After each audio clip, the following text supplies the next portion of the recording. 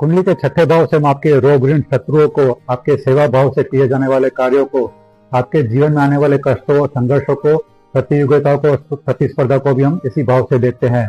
यहाँ तक कि आपके जीवन में होने वाले कोर्ट केसेस यानी मुकदमों को भी हम छठे भाव से ही जोड़कर देखते हैं।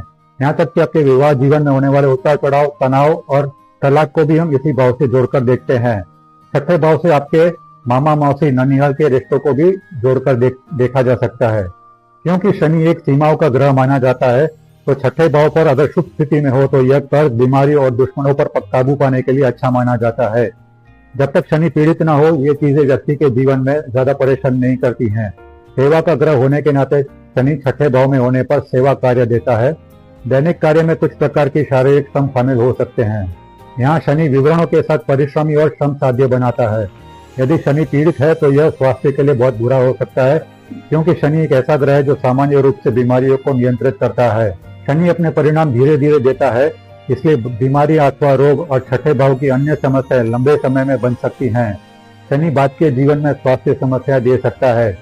शनि व्यक्ति को खुद को अनुशासित करने की क्षमता देता है। जहाँ तक आर्थिक स्थिति की बात है, कुंडली में अगर शनि छठे भाव पे मजबूत हो तो यह व्यक्ति की आर्थिक स्थिति अच्छी बनाता है, लेकिन इसके विपरीत अगर शनि पीड़ित हो तो यह कर्ज से संबंधित समस्या भी पैदा कर सकता है। जहाँ तक सामाजिक जीवन और पारिवारिक जीवन की बात है, तो शनि इस भाव में बैठकर झूठी उम्मीदों से दूर रखता है और व्यक्ति को एक यथार्थवादी या प्रैक्टिकल दृष्टिकोण दे सकता है।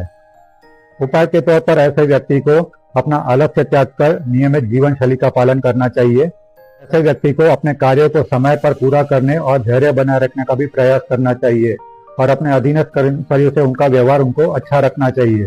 कि छठा भाव आपके ननिहाल से, आपके मामा मामी और मौसी से भी जुड़ा हुआ है, तो जिन भी व्यक्तियों की कुंडली में शनि छठे भाव में है तो ऐसे व्यक्तियों को अपने ननिहाल या मामा परिवार से किसी भी तरह का पैसों का लेन देन न करना चाहिए, क्योंकि वह उनके संबंधों को प्रभावित कर सकता है।